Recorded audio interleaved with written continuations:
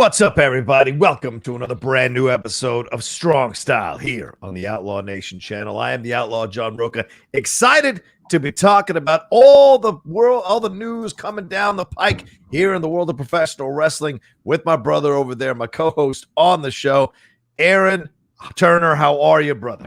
Woo! Let's celebrate, boys and girls. Ladies and gentlemen, your Marshall Thundering Herd, my alma mater, the 2021 NCAA Men's Soccer National Champions. What's good?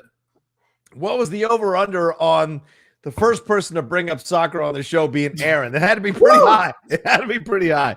But shout out to your Marshall Thundering Herd. Absolutely. They were doing well on the college football side of things recently as well before the stumble. So at least in some arena, you guys got yourselves a title. So shout out to you all for sure. And shout out to the coach for getting a 5-year extension, and now is the highest paid soccer coach in men's NCAA. So wow, how about that? That is surprising.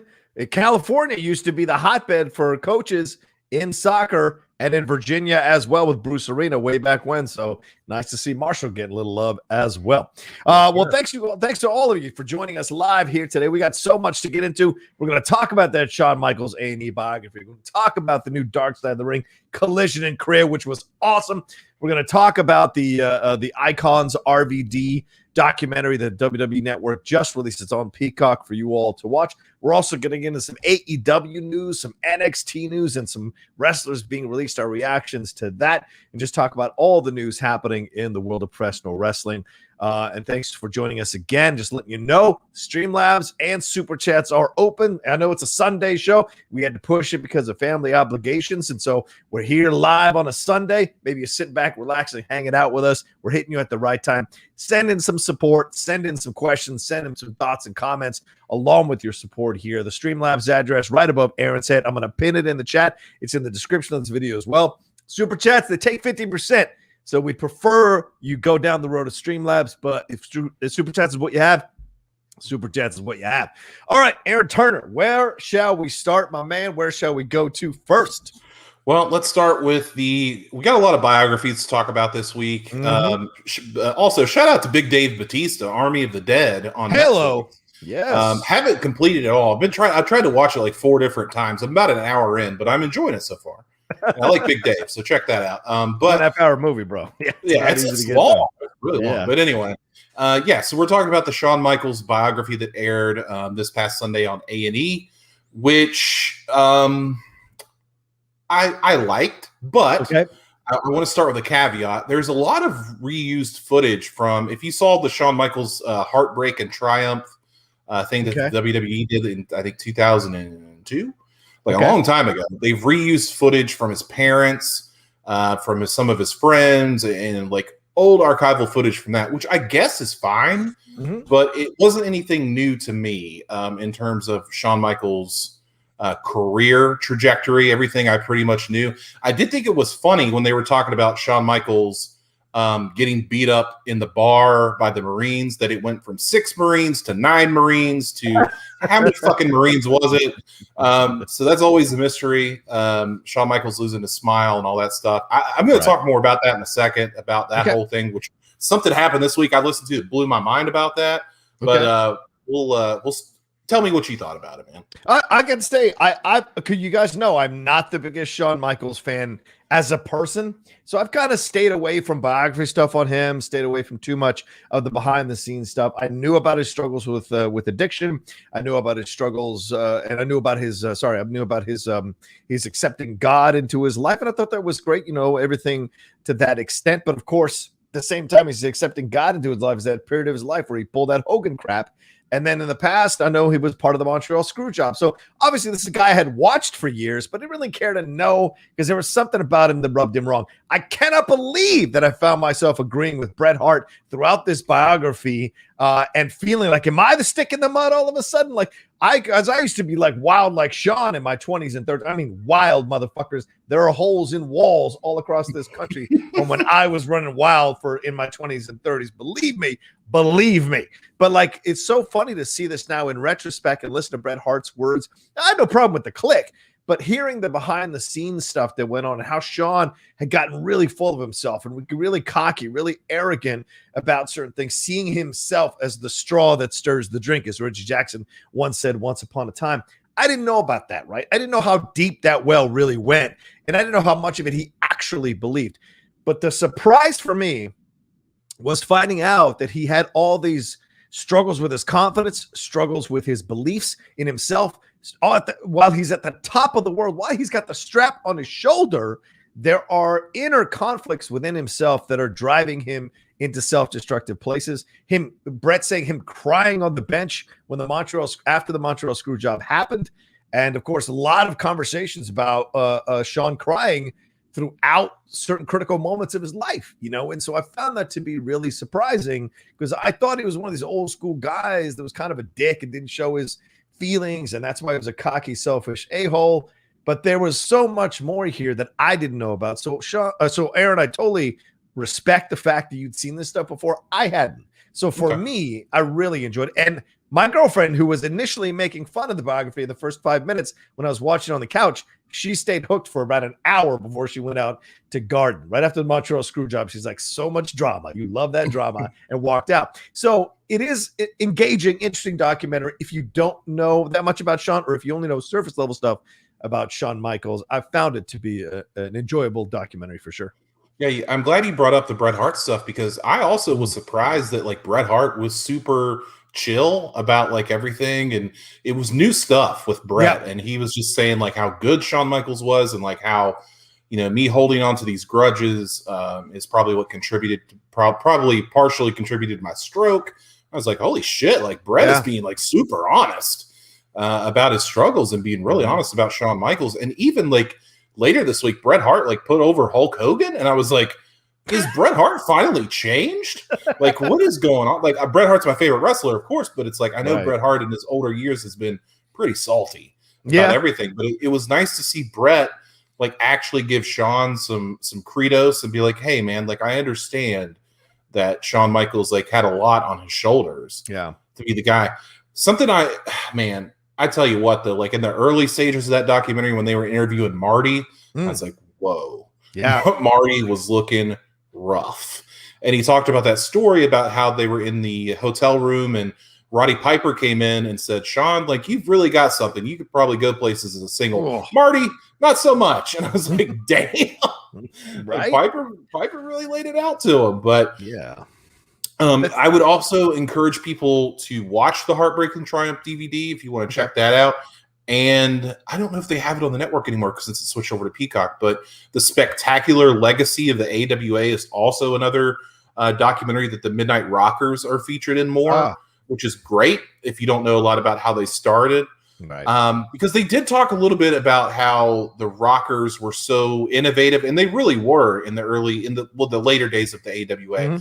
But something interesting. Did you know about the title change and the rope break? Did you know about that? I had nothing about that. I was like, holy shit. I got you. Yeah, because a lot of people think, the Rockers were tag team champions, like the Hart Foundation were champions, Demolition, LOD. Surely, somewhere in the history, the Rockers were WWE tag team champions. Never happened. Yeah, in the WWE record books, never happened. So it's very interesting how that all came about and they retaped it. The thing I wanted to get to was so I was listening to Cornette this week. Sorry, but anyway, he hates Shawn Michaels. They were talking about this documentary, and he said that he's not convinced that Shawn Michaels' back injury is legitimate. Wow, and he said that it was a phantom bump. Because I have gone back and looked at the footage of Shawn Michaels taking that casket bump, like I swear like 50 times, and I never see his back hit that casket. I'm not saying that it's not true. Like it could have, it necessarily didn't have to have the back hit the casket. You could have landed wrong. Just the way it landed, exactly. So I'm not really ready to go down that route. But Cornette like frames it in a way that Shawn Michaels stayed at home. So Vince would pay him to not go to WCW. So when WCW went out of business in 2001, all of a sudden, Shawn Michaels' back has miraculously recovered, and Shawn Michaels is back to work. And I had never heard it framed that way before, and I thought, like what a wrestling conspiracy theory that would be, that Shawn Michaels was never, like, he was injured, I'm sure, but I don't think that maybe he was injured to the extent that he needed to take 5 years off. So that was really interesting. I'm not ready to believe it, but very, very interesting, because Cornette made the point that if Shawn Michaels was really injured this bad and he was recovered, then in this documentary, they should have like interviewed like his doctors and different people that like said, oh yeah, he should have definitely stopped. So I'm not ready to fully believe that, but it is interesting to think about in that conspiracy theory way that maybe Shawn Michaels wasn't as injured as he put on, because he had a history of it. Like he tore his ACL. Right. They talk about that in the doc. But like 6 weeks later, Shawn's doing flips in the ring. So it's like, is he injured? So I don't know, man, but just something interesting to talk about. Yeah, they glossed over that injury situation. Like, and they've done that in all these biographies, except for Randy, because Randy's not here to defend himself. But like, they glossed over these moments where it's a little unsavory, right? The situations that they've found themselves in, and they move past it. Like, they didn't bring up anything with Stone Cold and the domestic violence accusations. I think Booker T was pretty straightforward and upfront about his stuff. But in this situation by the way, I'd never seen the footage of Bret Hart calling him a pussy or whatever he said to him there in that moment. And Vince saying no is Vince stepping out of being the commentator and being the owner of the WWE, and him saying he's essentially trying to stop Bret from Bret calling out Shawn, actually calling him out on the mic. You know, this is a situation, once again, I know some people might get irritated by this, but the Schmodown is the most correlative thing I have in my life to this that actually happens. And there's actual beef between people sometimes. There's actual shit that goes on behind the scenes, and sometimes on the mic. And I've been guilty of this too. That behind the scenes stuff creeps out in certain comments. And I've seen Christian say, stop, no, don't, or mouth it, or behind the scenes waving the arms. So there are moments, you know, so it's not unbelievable that Bret Hart is at the top of his game, Shawn Michaels at the top of his game, would have this kind of beef and then bring it out onto the mics, because the company's not doing well. They're swaggering around. Vince is not sure. We got this attitude era shift. And so all of this is happening. So it was such a curious moment. So I never thought that he might have faked the injury. That's why he didn't want to drop the belt.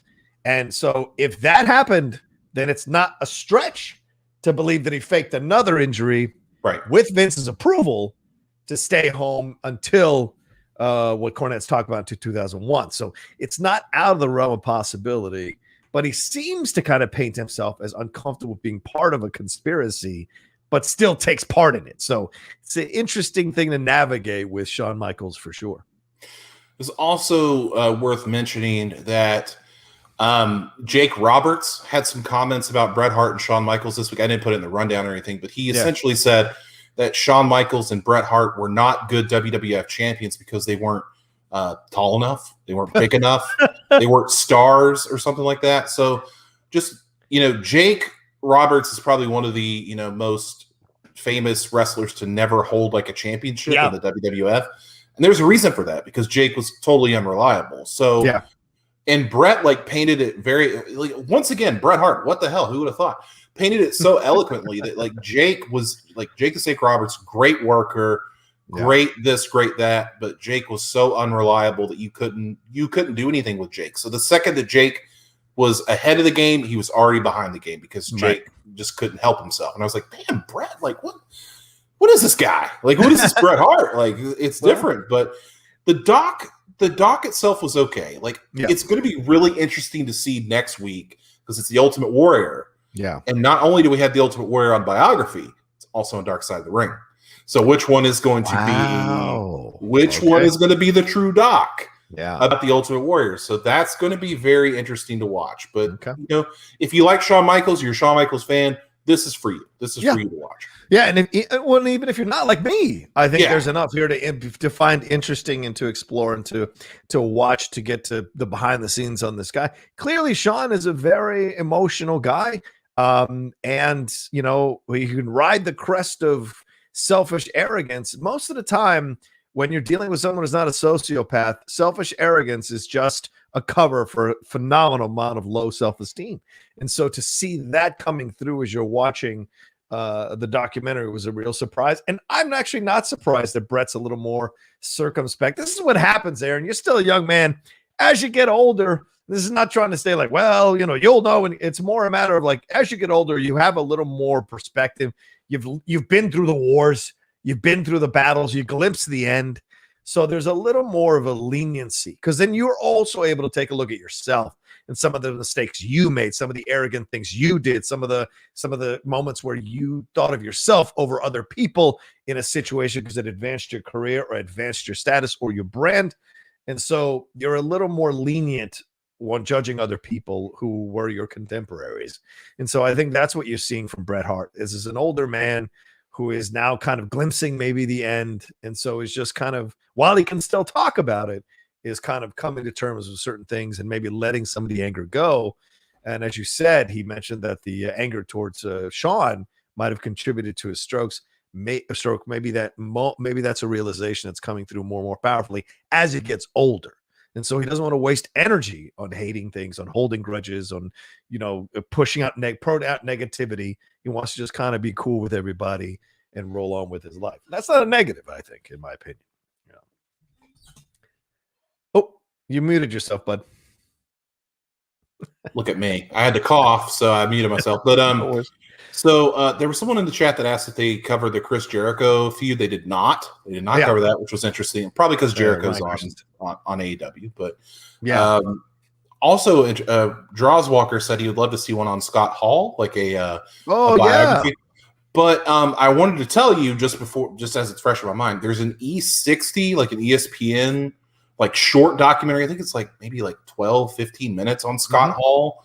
I think it's on YouTube. I think you can find it on there. It's excellent. Like if you just want a short blip of Scott Hall's life, like it's great. So E60, check that out. Yeah, it's really good.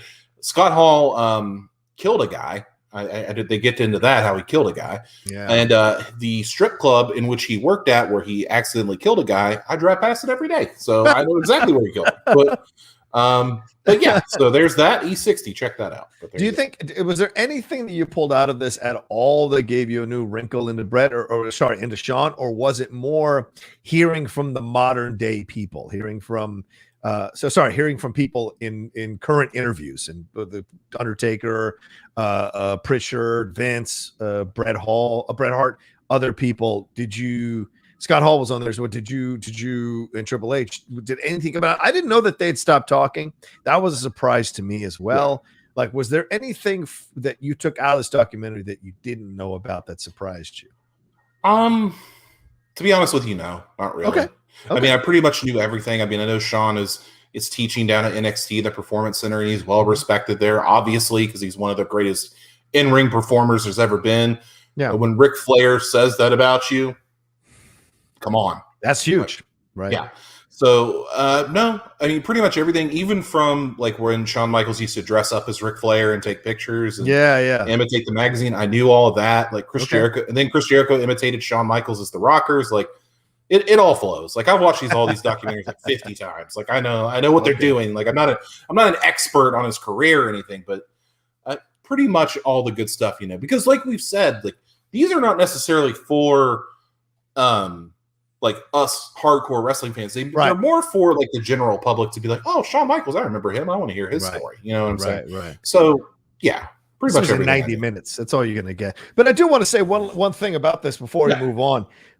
Ladies and gentlemen, we need a fucking sensational Sherry documentary, for God's sake. Yes, thank you for bringing that up. Yes, I mean, 3 weeks in a row now we've had or 3 out of the last 4. No, it's been 3 weeks. I think Randy Savage, Booker T with Harlem Heat, and now Shawn Michaels. She's not mentioned. She's not even mentioned. This woman helped so many of these guys get over as heels, and top guys, ladies and gentlemen, top guys getting over as heels in their respective companies, whether it's WWE or WCW. So there needs to be a documentary about her, more of an exploration about her. People, I know that you'll do a Fabulous Moolah documentary. I totally get that with Dark Side of the Ring, but let's start exploring a sensational Sherry one. I want to know what she also died young. I want to explore and find out if there's any archival footage or interviews or have people talk about their work with her. There needs to be one commissioned.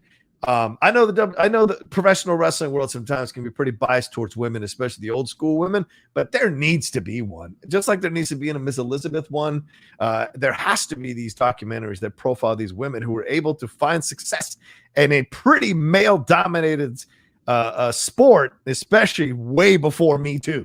So I would like to see and hear their stories and what they experienced and how they were able to overcome as much as they were able to overcome. And I think Rick Martel is still alive.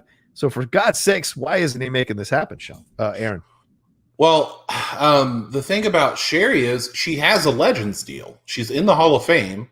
She has wrestling figures that are made of her that are produced by the WWE. So I don't know if that deal is expired or something else is going on, because I mean, I would like to see them do one. Like, I would like to see them do like maybe Icons documentary on her, like 4 in a row.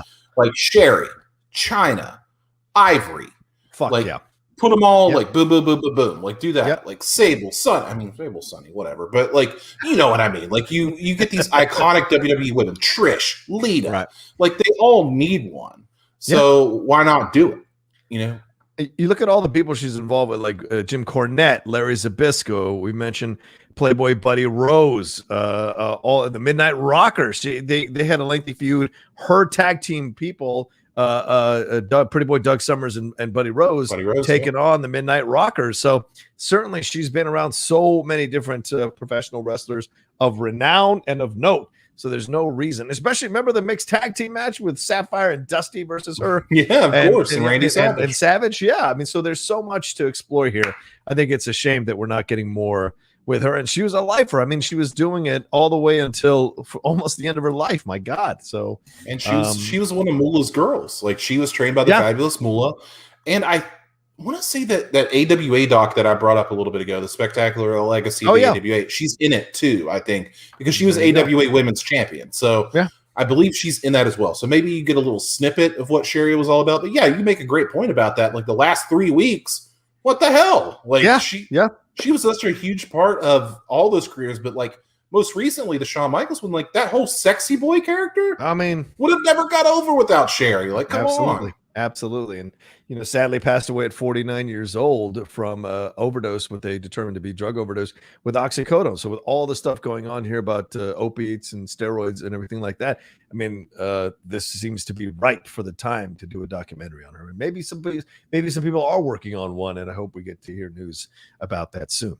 Okay. Any other comments? Comments? I'm good, but I mean, it is worth checking out. So definitely check it out. Absolutely. Justin Toner sent in to Streamlab. Thank you, Justin. Yeah, ladies and gentlemen, Streamlab super chats are open. Send in your questions, send in your thoughts, send in your comments, send in support for the show. We've been getting some great views on the show the last couple of weeks. Thank you so much to everybody who's been putting out the word for the show. And you can also support the show by sending in some support for the show as well. Justin Toner says, hi, guys. Watched the HBK biography. Really enjoyed it.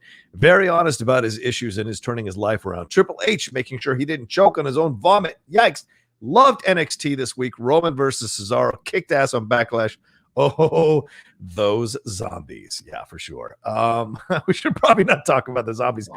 But, Aaron, I think that's another thing to bring up real quick about this documentary. Triple H setting alarms every night for himself to wake up every 2 to 3 hours to make sure Sean's okay. Like, that's an incredible amount of dedication from a friend when you're in a terrible time in your life, that he's willing to do all these things to make sure you don't die, you don't vomit, you don't kill yourself. And even Sean speaks about how many times he thought about killing himself while he's achieving all this incredible success. It's madness. Absolutely. Like the most heartbreaking, like rough thing I've ever heard. Like I had to make sure that he didn't kill himself. Like unbelievable, dude. Yeah. Like just terrible stuff. Yeah. So, I mean, shout out to Triple H, man. Whatever your feelings are about WWE, he's a good friend. That's for damn sure. Yeah. All right, let's move on to our next thing. And please keep sending in your Streamlabs and Super Chats as we go along. Also, there's almost 50 of you watching us right now live. Please hit that like button, that thumbs up button. gives us some love. If you're watching us later, hit that thumbs up button and leave a comment. Let us know how we're doing. Let us know what we're talking about. If you're enjoying what we're talking about, or if you want us to cover other subjects as well, we're open to every suggestion out there as long as it makes sense. So thanks so much. All right, where are we going, Aaron? All right, we're kind of staying on the biography path, but we're going to do a follow-up on the Randy Savage biography. Okay. Because as we wanted, Lanny Poffo, Randy Savage's brother, has commented on the biography controversy. Like we talked about it. Yeah. I feel that it was a hit job. I think you felt that way in less of an extent, but a lot of people feel like the Randy Savage documentary was kind of some BS. So Lanny Poffo has commented. He lives in Ecuador now, so he doesn't have like easy access to A&E or stuff like that. So he had to get it from Amazon or something. But he finally watched it. And I just want to talk about a couple excerpts from an interview that he had. He said, as I mentioned before, I feel 75% of the A&E biography episode on my brother Randy was portrayed fairly, 20% unfairly, and 5% horribly. But let's not throw the baby out with the bathwater. 75% of the episode was great. But A&E definitely sensationalized. How come they didn't mention one thing about Randy's activity with the Special Olympics, Make-A-Wish, Children's Cancer, Jerry Lewis Telethons, March of Dimes, Underprivileged Children, and everything else that he did? Was that not newsworthy? None of that matters? Or did you just want to dig for the dirt? So Lanny Poffo kind of saying that saying stuff that a lot of us were thinking, that this was not a good portrayal of his brother, the Macho Man Randy Savage. What do you think about Lanny's comments? I loved it. If you're going to defend your brother, and if you're going to be late on the defense, and I feel like Lanny was a little late on the defense. At least you're going to come out and take some powerful shots. And I think him taking shots at Lawler, Lawler's marriage history was great. I think him taking shots at Hogan. Everybody knows Hogan talked a lot of shit about Randy, and Randy talked a lot of shit about Hogan. Very complicated relationship.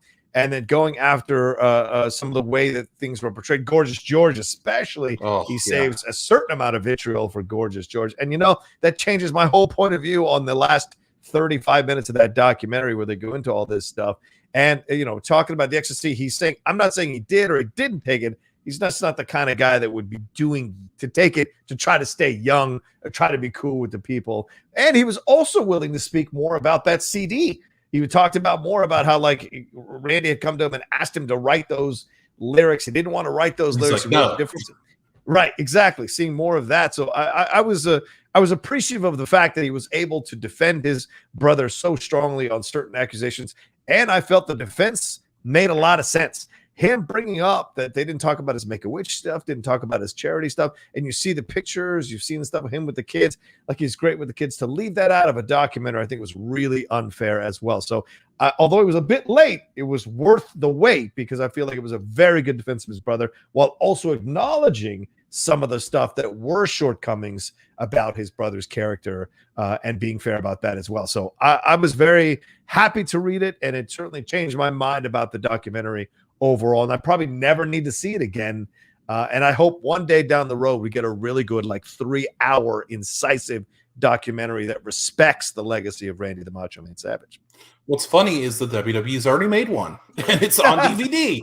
You can buy it, or it's on the network. So they've already made it. So I don't know what the hell the deal was with this. I still don't understand what the deal was. What was the point? Yeah. But all I can say is different directors and different blah blah blah. But yeah, man, I mean, if you're going to defend your brother, this is the way to do it, because he came out swinging. He said 75% of it was good. I think he was being generous. I think maybe half of it was good. But, Lanny is one of these guys that, let's be honest, though, with Lanny, he is a guy that has made probably a bit of a dime off of his brother's legacy. True. I think that's fair to say. But also, I think a lot of us knew that this wasn't right, man. The Macho Man is this beloved character, this beloved figure. Did he do stuff that was not kosher? Of course. But did he also do a bunch of things that were great? Absolutely. He's not one of these guys that was ever, tapped for drugs. He was he never got DUIs. He was never sleeping with someone else's wife, never had a sex tape, never was suspended for any kind of drug policy. Right. So I don't get it. I don't get it at all. From everything I've heard, the Macho Man has a heart of gold. Never met the man in my life, but that's all I've ever heard, that he was like the nicest, generous, like most loving man. Remember when we were talking, God, like 6 months ago about his match with Diamond Dallas Page. And Diamond Dallas Page said that he got a voicemail that Randy got a voicemail from Dallas Page and Dallas told Randy how much the match meant to him and how much he appreciated him putting him over and believing him. And Randy Savage cried. Like, can you believe like the heart this man had to cry over something like that after he'd been in the business for 30 years? Like, unbelievable stuff. So I mean, I don't think you sit down for hours and hours and map out a wrestling match if you don't really care about the wrestling match and you don't really care how it's going to be received. He's a man who took a lot of pride in his work in a time when maybe some wrestlers were just in there to do their moves and get in, get out, and get to the result. Randy was a guy, he was an artist, man. He wanted to create a fucking Picasso almost every time he walked out there to fight and to wrestle.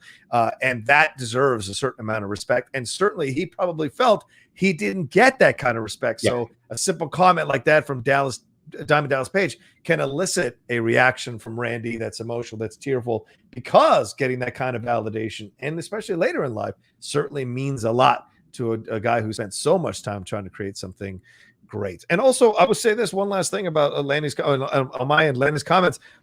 It makes the documentary or the documentarian, the director, look sloppy as fuck, and the producers too. It really does, because how do you not check the Holocaust story? Like, Lanny totally killed that Holocaust story, and how that was connected to his family had nothing to do with that. But it was only tangential down the line that there was a connection to the Holocaust, and they made it such a big deal in the documentary as well. I thought that was really smart that he clarified that, and also how he met his wife, his high school sweetheart, or how they got back together. He clarified the actual facts of how that happened. So this is stuff that the research people should have clarified before they put it up on the screen, before they shot it and put it out there. There are just certain mistakes, I think, that you can't make when you're talking about a person's history and their upbringing and their lineage. And certainly fucking with the Holocaust is not a smart thing to do. It immediately makes you look like an unprofessional documentarian, and certainly makes the documentary look unprofessional as fuck. Yeah, I was reading also that the same guys that produced and directed this did a 30 for 30. I don't remember which one. I was looking for it just now, but they did a 30 for 30 that also wasn't well received. So I'm not sure how they got the work, but hey, whatever. So we can finally put it to bed that the Macho Man Randy Savage documentary sucks, and you can go watch something else. Yeah, go watch something else, for God's sakes. All right, let me see if I've got any Streamlabs that have come through. I know, but J-Dog's up in here. What's up, J-Dog? He said, zombies ate my Miz and Morrison. Dude, I feel you. Like, zombies ate my neighbors. I know what you're getting at. By the way, remake coming for the Nintendo Switch very soon. Excited about that. It's one of the best video games of all time. It's great. Yeah. But yeah, the whole zombie thing, like, I didn't put it in the rundown because it's just so stupid. Yeah. But like, listen, I understand that they were co-promoting Army of the Dead. Of course. I get it. It's fine. But when the Miz and John Morrison are forced to do this stupid shit, like they're getting eaten by zombies, just come on. And the Miz injured himself. The Miz tore his ACL. He's going to be out for like 9 months. So it's Miz's like first major injury where he's going to miss time in like 15 years. So speedy recovery for the Miz. I'm sure he'll be fine, but that's rough. Mm-hmm. It's a rough game. Especially after that great documentary that just came out on him. You know, it kind of reinvigorated a lot of people's love for the Miz. It's a shame to see him going down with an injury, but you know, spend more time at home, spend more time with the kids, spend more time with Maurice. It's not a bad option, to be honest. No, it's not. All right, what are we up to next, Aaron? All right, so we're talking about another biography, and we're talking about this time we're talking about the Icons documentary of one Rob Van Dam. This was on the WWE Peacock, or WWE Network on Peacock this past week, and it profiled the career of one Rob Van Dam, Hall of Famer, ECW original, innovator of just about everything, Mr. Monday Night, Mr. Friday Night, Mr. Pay-Per-View, the whole effing show. If you don't believe it, he will tell you. Rob Van Dam, one of my favorite wrestlers. I think it's no surprise that I love Rob Van Dam so much. The thing about this documentary, like we were talking about how, like, I didn't know, like all this stuff about Shawn Michaels I knew.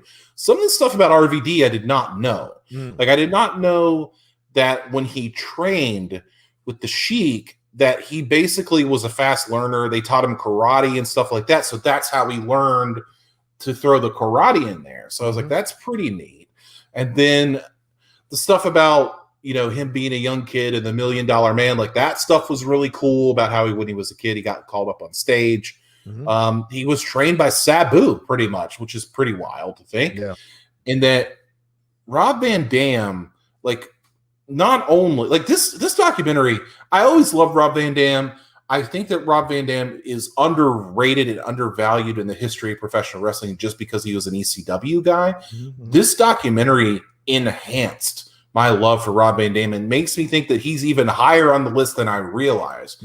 Just because of how not only he presents himself, not only how he was in the ring, but Rob Van Dam was doing stuff that nobody had ever seen. And that's what got him instant respect in ECW, is the fact that he would do these, you know, a spin kick off the apron onto the guardrail onto a guy, the Van Daminator, the Van Terminator, this different stuff that he would do where you're just like, what? You're not supposed to be doing that. Like, and this guy changed the game. Like Jeff Hardy, Matt Hardy, Jeff Hardy's in the doc, Matt's not obviously, but you know, Jeff Hardy talks about it a lot, how RVD was this innovator and there would be no Jeff Hardy without him. There would be no Edge. There would be no Christian, like all these people that do that kind of stuff, like the high flying stuff. You're Young Bucks. There are no Young Bucks without Rob Van Dam, just the way that he would do stuff. And what I liked the most about this was the human part of Rob Van Dam. He said, you know, people tried to change me. And even from a young age, I am who I am. Like I stay true to myself. Like, and what I liked about that was he didn't belittle people that did. You know, like he didn't throw this as an example, but I'll throw it out there. Like John Cena. Like John Cena is a guy that, you know, when he rolls into that character, like the Doctor of Thugonomics, it's a character. John Cena is a different guy. Rob Van Dam was always Rob Van Dam. He was the same guy, whether you were in the ring, out of the ring. And it took people, like, it shocked people because they couldn't understand, like, why is this guy not like the wrestling business? Why is he not excited about stuff? Like, when he does promos, he's just, like, so chill. That's just Rob. That's just how Rob is. And he wasn't going to change just because people think that he should change. He wasn't going to be the guy that was going to be on all the programs, was going to be on the tractor trailers that go down the road. His picture wasn't going to be on every WWE billboard. That's just not the guy that he was. And he never wanted to conform to be that guy. And I just think that's the coolest thing in the world, that Rob Van Dam always stayed true to Rob Van Dam. I thought that was awesome. Yeah, you know, and I think 100% I agree with you on that. It was great to see that and how he spoke about it, because I always thought it was weird when, and you sense that too, when someone isn't reaching your level of excitement about something, like, oh, what's wrong? Aren't you as excited as I am? And it's like, people have different ways they process things. This is how Rob Van Dam was. And so is rather. And so it's funny to see people being like, oh yeah, he took a lot of crap in the back because of this and that. And meanwhile, he's giving you some of the most passionate matches that you're ever going to see, and yet somehow you're mad because he's not on a promo going, and I'm gonna kick Sabu's ass. He's just a different guy. And I loved cool, man. I love that. It was good to have it as a balance to counter everyone else who's like on the mic. It was great to have him be like, oh, all right, we're going to fight for the title. Like, it was just like totally cool. And then go out and deliver incredible matches. It wasn't like he'd go out there and deliver stinker matches. He was damn good, put himself on the line. Always, as you said, Aaron, one of the greats. It was a joy to watch this one. From beginning to end, just had a really great time watching this one. Learned a little bit more about Rob, learned a little bit more about the struggles he went through. Didn't know about the title change thing, and because I didn't know he pitched one night only to Vince. One night stand rather. What a shock that was, because I remember that. I'm telling you right now, I had moved into a new place. I didn't even have furniture in my fucking place, but I made sure I had cable, and I made sure I had a TV so I could watch that pay-per-view. I watched it on the carpet of my bedroom in a place I just moved into, because that pay-per-view, I fucking knew that pay-per-view was going to be lights out, and it was incredible, absolutely incredible. And I think what Bubba said there, when he said it was one of the greatest nights in the history of wrestling, period. He is absolutely right. I loved One Night Stand from top to bottom. The sequel, I know they tried to build it up a little bit with him taking on Cena. It's not as good. There was such an authenticity and a tension and a realness to the first One Night Stand that'll never be matched again, because there was real tension going on between these federations, and that had been going on for quite some time. ECW had felt like the redheaded stepchild at the Boston Red Sox before they won World Series. They wanted to be considered the greats, and they made fun of stuff like the WWE as being manufactured and produced and not real, inauthentic even, and they felt that they were authentic. So that all was permeating throughout. But seeing some of the highlights, seeing RVD's story, this was a damn enjoyable watch. It's an hour and 20 minutes, but it's well worth your time because there's so much you're going to enjoy revisiting about this guy's career. And then seeing, like, once again, as an older man, he's really come, he looks happy. He looks full circle. He's accepted who he is. He's no longer listening to people trying to tell him who he is. And he's found a woman that he really loves, and that to me overall leaves me in a really good and happy spot for RVD. And I was really surprised about the relationship with Vince. I know you and I texted about it this week. Pretty surprising to see how much of a relationship he has with Vince and how much Vince genuinely respects him. How many people would get away with giving Vince rolling papers? Well, you know what great? I'm saying? After they were arrested years before and lost the belt because they were getting high in a car. Like, that is just incredible forgiveness between friends. And it's rarity to have someone be able to do that to Vince. So I thought that was genius. Well, that was great. That was my favorite part of the whole thing. But Vince and Rob have a great relationship. Like, Rob talks a lot he's a great follower on Twitter, but he talks a lot about how he will talk to Vince pretty regularly. Like, they actually talk on the phone. Like, it's not bullshit. Like, Chris Jericho and Vince do the same stuff. Like, I know people probably don't believe that, but that's true. Like, him and Jericho actually talk on the phone quite regularly. So something I want to bring up, I hate to tie this into myself and make it sound like, oh, God, he knows everything. But where Rob Van Dam and Sabu got pulled over is in Hanging Rock, Ohio. Okay. That is right across the West Virginia bridge where West Virginia merges into Ohio, and it's towards Ashland, which is really close to where I used to live. Hanging Rock is notorious for having a fucking speed trap. And it is, the speed limit, I think, is 55 through there. If you go 56, they're pulling your ass over. Like, they're just that big of dicks in Hanging Rock. So when I found out that RVD and Sabu got pulled over in Hanging Rock, I was like, that does not surprise me. They were probably going 55, like 56 miles an hour because they're just that big of pricks. So I that is something that kind of like tied into myself. But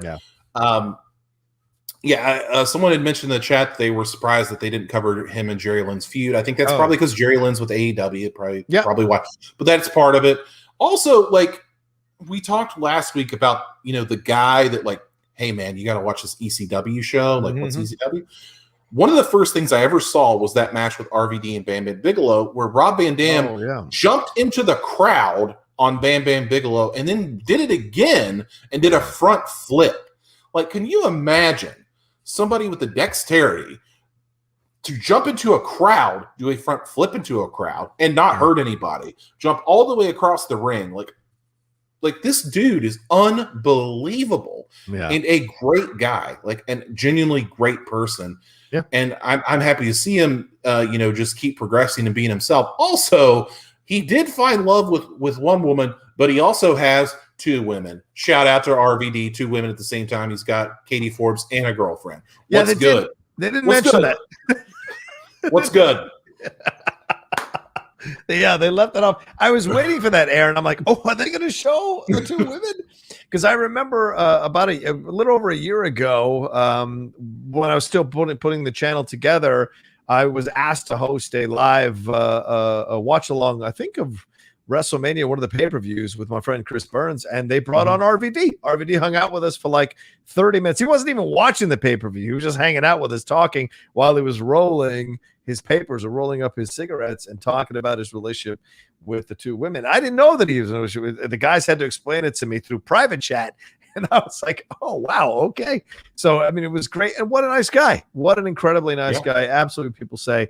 But look, whatever makes him happy. And if all three of them are consensual and enjoying the relationship, that's all that fucking matters. So shout out to RVD, and really glad to see him achieve the Hall of Fame. And dare I say this, he looks damn good in a suit. He looks damn good in a suit, man. Don't need to be wearing those singlets. He looks incredible. And I love how circumspect he was and honest he was about his 3 different runs in the WWE. You know, that last run not being so great. He was absolutely right about that. So it was great to see him be aware of all these kinds of things and be okay with it. Like, that's the number one thing. So it's well worth your watch if you love RVD. Even if you don't, or if you just kind of like him, it's well worth your watch. And a quick note, like, RVD keeps all of his stuff. Like, a lot of wrestlers will sell like their boots and their whatever. RVD has all of his figures. RVD has all of his singlets. Like, that's something that doesn't happen. So RVD is just a guy that appreciates like his own history. And I think that's kind of cool. That's a good one, Chris. I like it, Chris. Rob Van Dam's my world famous Corona Mania watch, Leah. No one, I should take that off the channel, for God's sake. No one watched it? No, it was a horrific experience. People did watch. It was just like, sorry, man. It was nuts. It was kind of nuts to handle all those horses at once. Sorry about that. Anyway, where are we off to next, my man? All right, yeah. so Hold on, let me see if there's any no Streamlabs super chats. Keep sending in your support. Streamlabs address right above Aaron's head's pinned in the chat as well. If you enjoy us doing the show, and there's 75 you watch us now, thank you so much for joining us live. Make sure you hit that thumbs up button, that like button. If you're watching later, leave a comment. All right, where are we off to, brother man?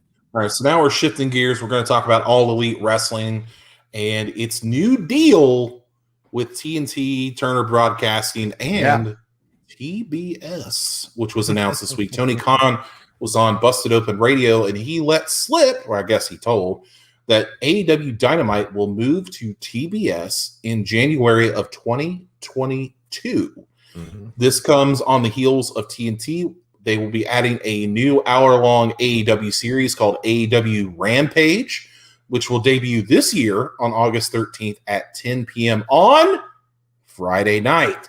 So it'll be going on right after SmackDown. So they're not competing. Mm-hmm. But you know, this is from Deadline. It says Dynamite is currently in the middle of season 3 on TNT with, every Wednesday at 8 o'clock, blah, blah, blah. So I wanted to add a couple things here. A quote from Tony Khan. It says both TBS and TNT have an incredibly storied past with wrestling. So for us to be able to put more AEW onto TBS was a natural fit. For me, being able to program these networks as a portfolio gives me the latitude to put them where it makes the most sense for the consumer. Did the NHL have anything to do with this? Sure. The NBA had something to do with it as well. We felt TBS had an opportunity to be the best platform for the expansion.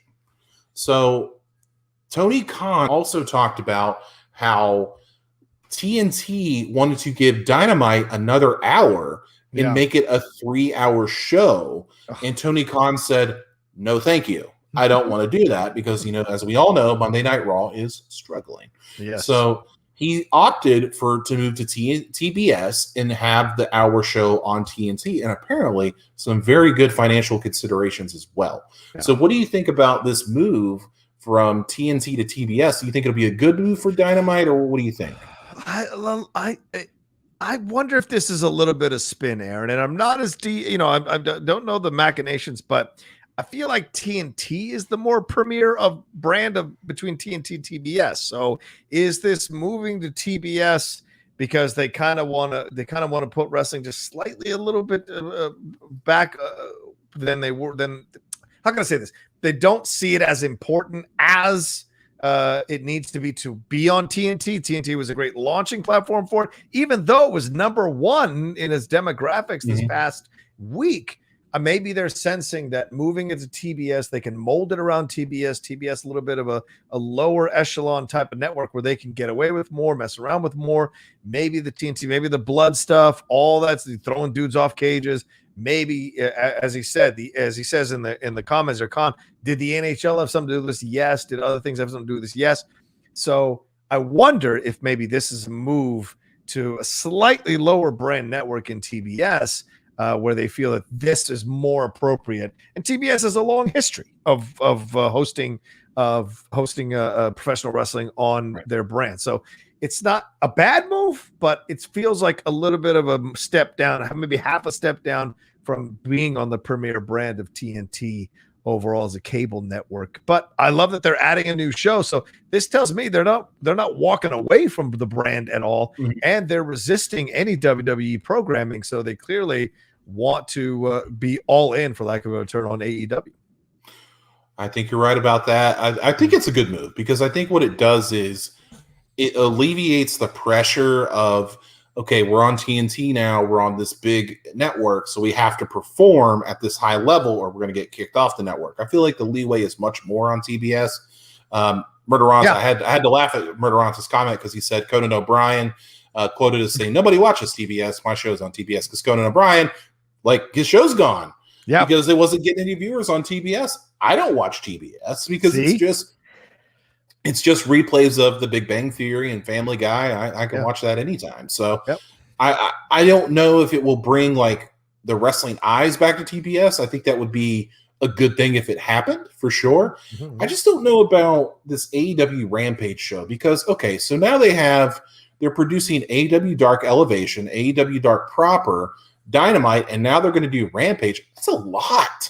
Yeah. That's a lot for a growing company to do. So, you know, WWE produces Raw, SmackDown, NXT, 205 Live, and, you know, they're having a hard enough time keeping that together. Yeah. And they've been an established brand for, you know, however long they've been around. So for a company like this, I mean, good luck.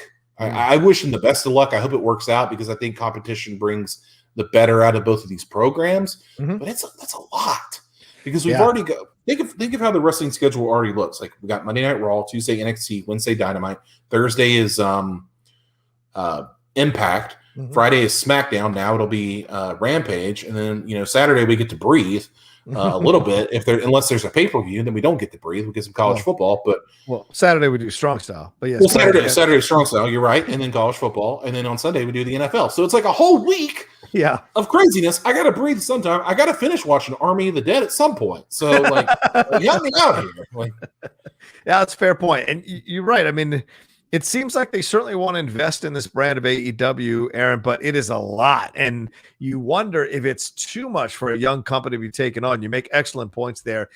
Spreading themselves too thin. Is there enough talent to keep you interested in watching all those different shows? I mean, there's been such complaints about the women's division on your main flagship show. Do you have enough talent, male or female, to be able to sustain all these different shows? This is the problem that WWE runs into all the time when they try to kind of branch out. 205 Live has been living on a respirator for so long.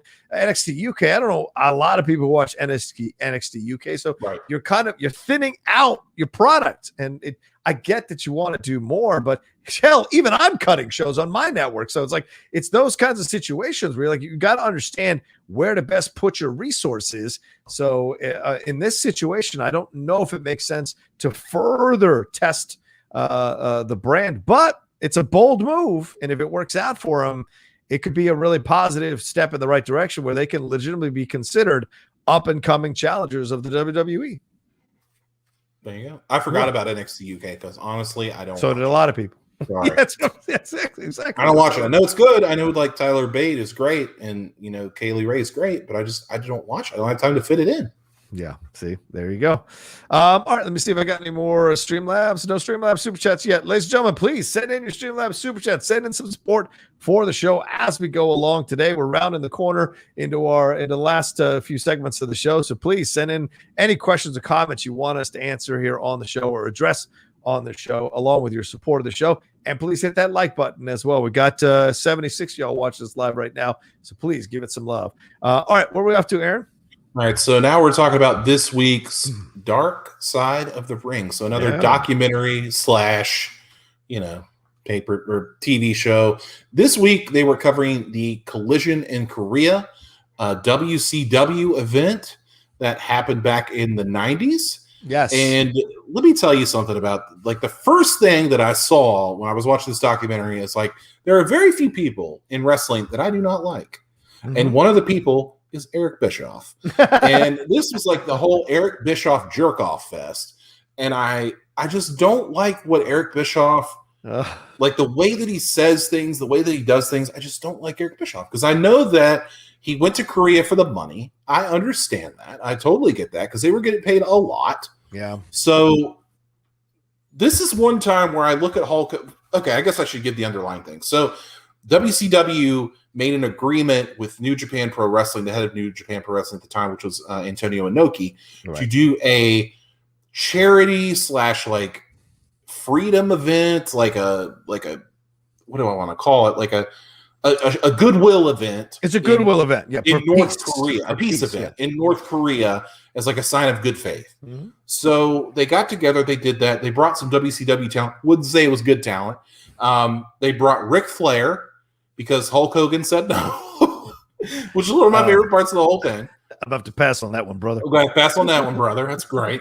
So they brought in Ric Flair, Road Warrior Hawk, not even both Road Warriors, just Road Warrior Hawk, Too Cold Scorpio, Scott Norton, the Steiner brothers, and I think that was it. Yeah, I think that's so they brought those guys. Yeah. And they on mixed, the WCW side, yeah. On the WCW side, they mixed in some New Japan guys. But the whole thing went to shit because Americans going to be Americans, and the Koreans are not big fans of Western culture. So North Koreans. I'm sorry. North Koreans are not fans of the Western culture. So the second they get in the airport, they're getting their Walkmans. This is back when they had Walkmans. They're getting their Walkmans taken away, this and that. And these guys don't know how to handle it. Like Scott Norton, like this badass dude, doesn't know how to handle this. So they're already at odds, and they're having these guards outside of their hotel rooms and following them everywhere, just making sure that they don't do anything. And they also have to pay homage to the fallen leader and all this kind of weird stuff that they do in North Korea. And it just all came to a head at the end here. And I mean, it was a lot of stuff going on in this episode. I don't think it was one of my favorites, and I'll tell you why. Okay. I don't think they spent enough time talking about the actual event and showing things the actual event as they did. Too Cold Scorpio wanted to actually kill Road Warrior Hawk for calling him the N-word, which, hey, that's whatever. But it's just why is this being focused on? Road Warrior Hawk is dead. Mike Hedstrom, he's dead. And Too Cold Scorpio just gets to look like this complete badass, even though Scott Norton pretty much took a shit on that and said that if Hawk wasn't on hepatitis pills, he would have kicked his ass. So it just I felt like it focused too much on stuff that didn't matter as opposed to stuff that did matter. And it was only 40 minutes. So it was we need to get to this. We need to get through this big stuff. So it was not one of my favorite episodes of Dark Side of the Ring, mainly because of Eric Bischoff and the fact they didn't focus. What do you think of it, man? I liked it. I thought it was a fun watch, but I'm more open to enjoy these as we found out last week when you hated the Nick Gage one so much. I did hate it. Yeah. But I didn't mind. So I didn't know all the behind the scenes on this Collision in Korea situation. I'm always enjoying when they did the plane episode. I love that as well. What happened on that plane, the legendary plane trip. I love these stories that you get a little more fleshed out. What happened? I'm surprised we didn't get Ric Flair talking about it, I guess, because he's still under contract, possibly with WWE. But it would have been nice to get his perspective on it, because you only get Eric's perspective, who's notoriously an asshole to Flair, notoriously gave Flair self-confidence issues, notoriously shat on him for Hogan all the time. A guy with 5 moves versus a guy with a crap ton of moves. You shit on the guy with the crap ton of moves instead of the guy with 5 moves. And so I don't like hearing it from his point of view. That being said, Eric has spent his money well. He's a smart son of a bitch. That setup looked gorgeous. His house in Wyoming? Oh, my goodness. Yes. That ranch looks fantastic. Where he's sitting is beautifully decorated. I would love to have a chance to have a house like that in my future one day. So whatever he did, he at least gets to enjoy his house. And he looks healthy. He looks in incredible shape. He looks good. Dare I say, he looks better now than he did at the height of his power in the 90s. He's in shape. He's thinner. His hair, the white, looks really good on him. He looks fantastic. And so it was great to hear his point of view on it. Scott Norton doing his thing. I always respected Scott Norton because he always scared the living hell out of me whenever I saw him in any match. He scared I didn't know he was an arm wrestling champion, so that was a nice little tidbit. And I totally forgot about Too Cold Scorpio. Totally forgot about him at all in the WCW. So I had no idea that all of this happened between him and all. So this was a phenomenal thing to explore and watch and experience and see the things the events they got into and the shit they got into while they were there. And remember, this is the 90s. This isn't 2021 where, some of the North Koreans have snuck off and got internet and have, are getting access to the Western culture through their phones or whatever, if they can figure out how to do that. This is the 90s. So and the fact that Eric just said, well, we're just going to get on a plane and go, that is an incredible amount of irresponsibility there to put his wrestlers' lives at stake. There's an arrogance and, dare I say, a white privilege in thinking that he can fly to North Korea and because he's American and white and they're not going to fuck with him. Well, that did not come true. And clearly they were under lock and key most of the time. So it's just perplexing that they bring them over, but then they treat them essentially like prisoners the whole time while they're there, rather than being receptive hosts. They were more judgmental hosts. They were more like prison guards, monitoring them every step of the way. So it was good to hear the behind the scenes of that. And of course, Inoki, to know he's still alive. I didn't know he was still alive. So, and he looks fantastic for a man his age as well, Antonio Inoki. So it was great to see him. And the background story on the North Korean trainer who said he was from Japan and what happened to him with the Yakuza. So all of that was some interesting elements to watch. I think you're right, though, to ding it for the fact that we didn't get more about the matches, more about what's going on, but we did get the vibe that those matches were basically dead houses until you got to Inoki's match. So that was something to really consider. But then Eric, of course, right at the end, Eric still eternally trying to one-up Vince until the end of his days, saying like, yeah, at least it was bigger than WrestleMania. At least it was that. I was like, dude, you almost killed 7 of your fucking wrestlers just to have some bragging rights over a guy that you're never going to be better than. And it's just that's the arrogance of Bischoff at that time. And they were forced to be there. Yes. That also. Oh man, what else was I going to say about it? Oh, something that made me laugh about Eric Bischoff though was when they first brought him in. They were like, "My name's Eric." He said, "My name's Eric Bischoff. I was in the wrestling business for a bit, and I spent the rest of my life talking about that bit that I was in the wrestling business." I was like, "That's tremendous! Like that is such a good intro." I was also reading on the internet that you didn't see, like, just from people reacting to this, like, it's funny that you didn't see them talking about the Steiners, because if the North Koreans would have messed with the Steiners, there wouldn't be a North Korea. Probably. And I was just like, yeah, like, I don't think they wanted to mess with the Steiners, either one of them. Oh, I can see the big bad booty daddy take care of business in North Korea. You don't want to mess with the Steiners because they will tie you up in a ribbon and beat the living crap out of you. So, geez, like I was kind of surprised they didn't get Scott. At least I figured they would get Scott on here. I know Rick does like he's like a member of a school board, so he's not going to be probably talking about his wrestling. He's the member of a school board now. Oh, you didn't know that? The dog-faced gremlin is a member. He's the president of a school board in Georgia. Rick Steiner, yeah, that's right.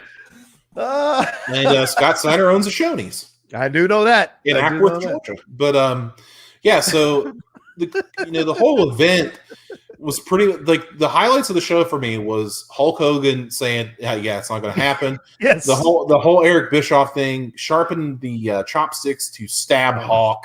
It was great, and then. Scott Norton pretty much just scared the hell out of me this whole episode. Like I wouldn't mess with Scott Norton either. Hell no. So pretty decent episode, but I'm very interested in the Ultimate Warrior one. That's true. And that's coming out next week. And just seeing Scott be like, if when a guy leans down like this, he is telling you the truth, ladies and gentlemen. When he was down like this about Too Cold, he said, if Hawk it wasn't on the hepatitis pills, he'd be dead. He'd have killed him. He said he'd have killed him, and I think he meant it. I think he meant that he would have killed Tugo. But I mean, how stupid is it for them to get into a fight in North Korea? What do you think you're gonna end up in jail in North Korea? What is wrong with you two idiots getting into that situation? But and yet another person who had heat with Flair, certainly during that time in the 90s, for all his struggles with self-confidence, he was still generating heat with all these people there in the company. Jericho and him had heat as well. So, it's such an interesting. And then, of course, Eric saying how Flair was kind of pissed off because he was the second, choice. I can believe that. Yeah. But him kissing the crowd, I thought was very funny. That I can believe also. That's right. All right. Well, I liked it, but I totally get any dings that people might have on it. It was an enjoyable 40 minutes for sure. All right. Let's see. Yep, we don't got anything else. Let's move on to the next thing there, Aaron, if you don't mind. All right, so now we're going to talk about the. First of all, I acknowledge that Bronson Reed is your new NXT North America champion by defeating Johnny Gargano from this past week's NXT in a cage match. And I totally good for him. His wife was in the ring. It was wonderful. It was a great moment. Mm-hmm. Skipping over that for now because bigger news came out. I feel like that several NXT talents were fired. Mm-hmm. And I'll say fired. I know they say released or they try to make it look nice. They were fired. Mm-hmm. And the list goes as such. Referee Drake Wirtz. I don't want to get into that with Drake because that's a whole political situation. I don't want to get into it. He's gone. Okay. So former MMA Horsewomen member Jessamine Duke, if you know her from Ronda Rousey's camp, she is gone. Vanessa Bourne, who was brought up to the main roster but not used. She was gone. Skylar Story, aka Brandy Loren, is also no longer with NXT. She really never debuted on the show. She was on Raw Underground a couple times. Yeah. Ezra Judge was let go. Surprisingly enough, Alexander Wolf as well was a late release. I thought he was going to do well. Kavita Devi, who was in the Mae Young Classic, but didn't really see much of her on television. Mm-hmm. And of course, Drake Wirtz and Jake Clemens. But we all know why you're here. The release that really has been a lot of on people's minds and probably a long time coming for a lot of people is the release of Patrick Clark Jr., better known as the Velveteen Dream, gone amidst, I guess I can only say is speculation. We don't really, or accusations, since we don't have concrete facts. Yes, that he was inappropriate with some underage men and sending text messages back and forth and different things that were of an unsavory nature. We'll put it at that. Sure. So Velveteen Dream, a guy that had all the talent in the world to be a top star, not only in NXT but WWE, is gone from the company.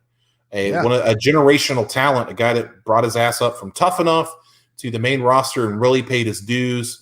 So, I mean, John, I know you're a fan. I mean, I know it's probably been hard to be a Velveteen Dream fan over the past couple of years. So For sure. So tell me your thoughts here, man. It's got to hurt quite a bit. Yeah, I mean, look, it was a long time coming. And I was a big fan of his when he first popped up because he's from the DMV, he's from Maryland, he's from that area there. Seeing him on Tough Enough and how he reacted to things, how close he came to not becoming a star versus the advice he took and became a star and really became a unique star. And yes, listen, if you know professional wrestling and the history of professional wrestling, characters that kind of are flamboyant or can be sliding into the homosexual side of things has been a mainstay in professional wrestling for decades. All right. The flower shop. I mean, for God's sakes, that was pretty much. So you have that kind of stuff that you've seen over and over again. I thought Velveteen Dream was able to walk that line where he was kind of like Lil Nas X is doing now, being kind of flamboyant and out there doing his thing, but still generating the respect of the fans in a fan base that probably is a certain percentage is somewhat homophobic, to be able to get them to cheer for him, plus him being black. So to cheer for him all throughout his career, and then to have that kind of go away because of these allegations and because of some of his actions, it's unfortunate because I think this is a young kid who has a good heart and generally wants to succeed. But when you get into these kinds of situations where you're hitting on people or you're making these advances or making these overtures, you got to be careful when you're a person of note. You got to be careful when you're a celebrity. And if you're taking these chances, you got to reap the whirlwind, right? You got to. There are consequences to it all. So it's a shame. I think he's incredibly talented, a fantastic character, great worker, smart as hell about how he presents himself and his ring attire and everything. But in the end, those are some uncomfortable and troubling allegations. And if those are even kind of true, it's the right move. If those are all the way true, it is absolutely the right move. And to move forward now to see where he goes. I won't be surprised to see him in AEW at all. I won't be surprised to see him possibly in Impact. But I wouldn't be surprised if 5 years down the road or 2 years down the road, he's back with the WWE. I mean, Shawn went away for a year with Marty Jannetty. We just saw in that documentary, and they were basically coaxed back through Pat Patterson. So, Vince always is open for people to go and kind of take a little bit of time, work on themselves, and have another shot if they just keep working in the ring well. So I wouldn't be surprised to see him come back. But none of the other releases surprised me that much. I guess the 4 Horsewomen thing is dead, and which may speak to whether Ronda is actually coming back or not. With Jessamine Dukes, Vanessa Bourne is kind of sad because she kind of was having these possibilities, but couldn't quite get into a position to show what she can do. So hopefully there's opportunities for her out there for sure. Well, the thing with Jessamine Duke, like I saw a lot of people online saying, well, we never got the 4 Horsewomen of WWE versus the 4 Horse. It's because Jessamine Duke and Marina Shafir weren't that good. Like, I hate to say it. Like, they weren't that good. Like, let's be flat out straight about it. And to be fair, they would have to catch up so much because you're taking on Charlotte, Sasha, Bayley, and Becky, who had been in the business for a decade or 5 years before that, depending on who it was. They would have so much catching up to do to even make that like a decent match. Shayna Baszler, for the most part, already established. Ronda Rousey, former women's champion, already established. To bring Duke and Shafir in, they would have to do so much catch-up work that it wouldn't be fair to them at all. But how you get rid of one or the other, I don't understand that one. But the one that really surprised me was Alexander Wolf, because they built Imperium back up. So you had Walter and Alexander Wolf and Fabian Eichner and Marcel Barthel. And I was like, okay, well, they're going to do something with this group. And Alexander Wolf is going to be a part of it, but he always felt like he wasn't a part of Imperium because you always see the other 3, but you would not see Alexander Wolf. And when you finally did, he's gone. So I don't understand that. So as far as my thoughts on Velveteen Dream goes, I read a thread from Rob Schamberger, who, if you know Rob Schamberger, he's a WWE artist. He does a lot of work for them. You can buy his stuff on WWE Shop. He does great work. But he said that Velveteen Dream is the most unprofessional person that he's ever worked with in his entire career. That's a shame. In sports, in wrestling, in anything. The most unprofessional, unlikable person that he's ever seen. I was like, well, jeez. Like, if this is coming out now, like, aside from, listen, I don't care if you're gay, straight, bi, binary, non-binary. I don't care. Like, that's your business. It's none of mine. That doesn't matter. But once you cross the line of, underage and different things like that, we can't be doing that. We can't be having that. And then to be like unprofessional on top of that and being like not respecting the business, I'm not down with it, dude. Like you just described Shawn Michaels, though. You just described Shawn Michaels.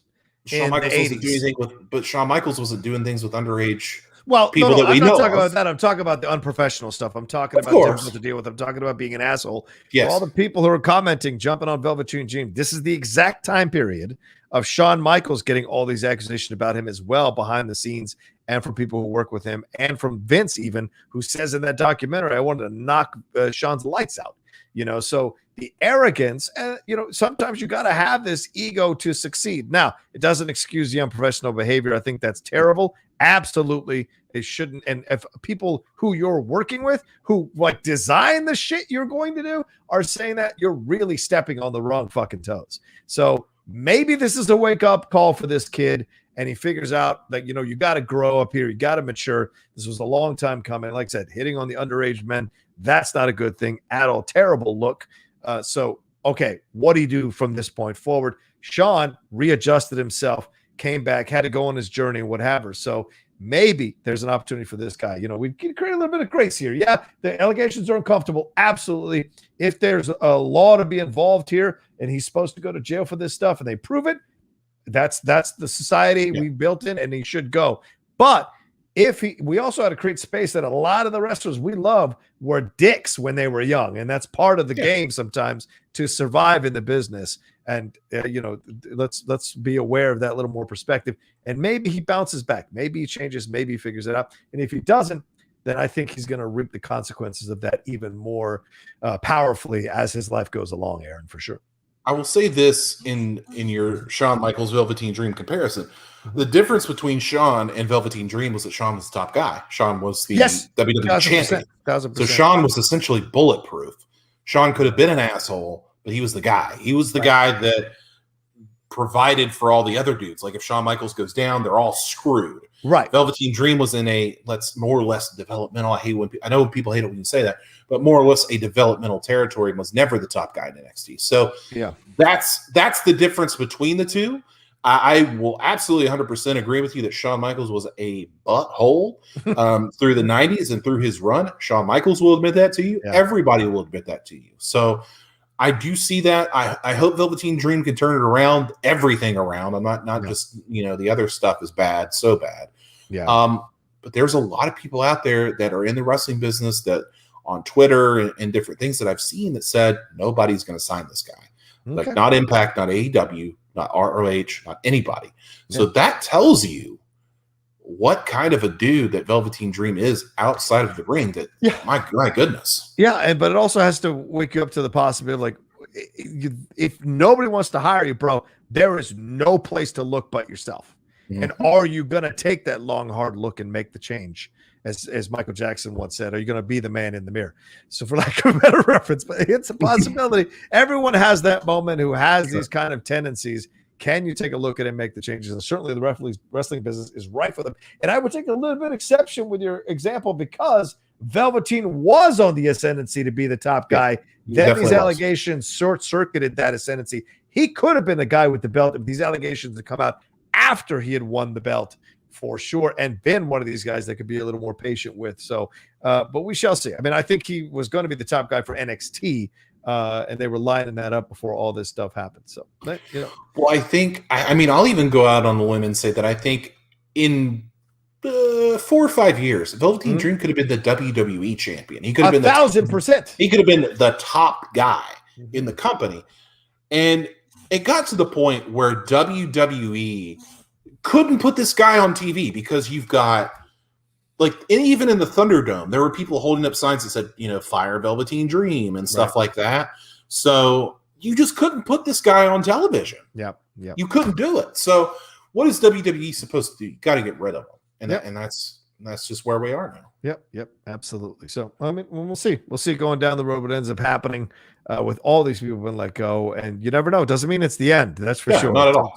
You bounce back and get back into the WWE.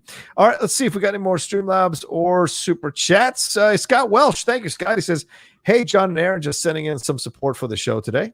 Very kind of you, Appreciate Scott. And then one more here, a question from Chris Taylor. I think he asked something just a little bit ago on the Super Chat. He said, if I'm AEW, why not stream pay-per-views on HBO Max?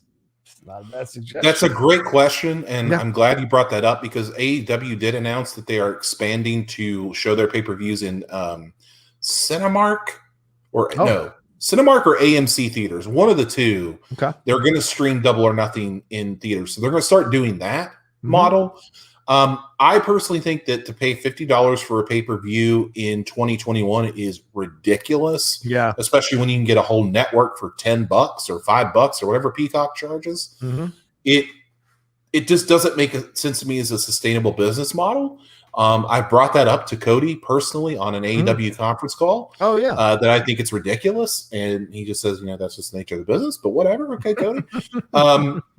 But I agree with you. There's got to be a way. I think if I had a deal on HBO Max, I don't know what TBS or TNT owns. That's Warner Media. So yeah, I guess it would be under HBO Max. HBO. Yeah. So yeah, that would make a lot of sense. You're paying $14.99 a month. That's a great idea. I think they should do that. And I think that would help a lot of people. That would help HBO get more subscriptions, and especially if they took, I don't know what the replay of Dynamite is, but or how that works. But if they would replay Dynamite on HBO Max, you could watch it after, that'd be great. That'd be like your own AEW network. So why not do that? It's not a bad idea. You're absolutely right on that. I think my favorite comment of this whole stream today was Chris Benoit talking somebody out of murder. Think on that. Yeah, that was part of the collision in Korea. Oh my God, that's right. We didn't bring that up. Benoit win. I forgot about that. Yeah, you're 100% right. Benoit and Two Cold Words roommating throughout this situation in Korea, and it's Chris Benoit who tried to talk Too Cold out of stabbing Hawk and killing him in North Korea. So, yeah, kind of crazy to think about those kinds of things for sure. All right, thank you all so much. I think that's it, right, Aaron? Are we done with all the news? That's it for us here. We appreciate you all madly for joining us live for this episode of Strong Style. 81 of you watching us right now. Thank you very much. Please hit that like button. Leave a comment down below. Share this thing on your social media. You know, the last 2 weeks, we've had 2,500 views on each of the shows. That's incredible. Yeah. That's such an explosion. And it's all due, obviously, to you guys spreading the word and people finding us and what have you. So please keep doing all of that to let people know what we're doing down here. And please leave a comment down below as well. Comments, likes, elevate the visibility of the show. Aaron, another fun one with you, my brother. Please tell them where they can find you, what you got going on, my man. You can find me on Twitter at @OnlyAaronTurner. And I have a question to pose to our listeners and friends. Ooh. Should I join the FCL? Should I join the first class league? Because I'm not sure. Like of course, if you know my history, you know my past, you know that I created the Schmodown Rundown. It was me. I did it. Here we go. So to me, I'm a Schmodown. Hold on. To me, I'm a Schmodown legend. I'm a first ballot Hall of Famer. So should I be in the FCL to finally prove to these other jabronis that I know just as much about movie trivia as they do? Or, well, some. So just let me know about that. I'm kind of mulling it over. I know people. I feel like they can get me in. So we'll see. So, let me know. Find me there. I love it. At Only Aaron Turner. Other people are dying to get into the FCL. And here's this guy going, should I do it or should I not? Who's dying to get in? The arrogance. Do you know how many people have submitted tapes? Like 2,000 people submitted tapes. Yeah, but I go to the front of the line. I don't know the rest of them. I gotta text Christian Harloff. That's all I gotta do. Oh, okay. Christian, I want to do this. Put me on the show. Thanks. Okay, Shawn Michaels. All right. Do it for the Sheik. Do it for Cheeky Baby. Come on. I think it'd be great to FCL. And if nothing else, when I retire, we can start doing another show and we can bring back our version of the Schmodown Rundown and smash those two into oblivion. Yeah, those bastards. No, they're great guys. I would never say anything again. Frank and Brad are awesome. All right. Well, thanks, guys, for joining us. We love you madly. Take care of yourselves. Be well. And then come back and join us next week. Don't forget the Ultimate Warrior documentary tonight on A&E. And Dark Side of the Ring. Dark Side of the Ring on Thursday. Absolutely. And Aleister Black is back. So great. That's awesome. I love it. He doesn't have the eye patch anymore. So good for him. So let's see what more we get. We didn't talk about it. Let's see what we got. I don't want to waste time talking about him if he's not actually going to be put and booked well. So we shall see. All right. Take care of yourselves, everybody. We'll talk to you next time on another brand new episode of Strong Style.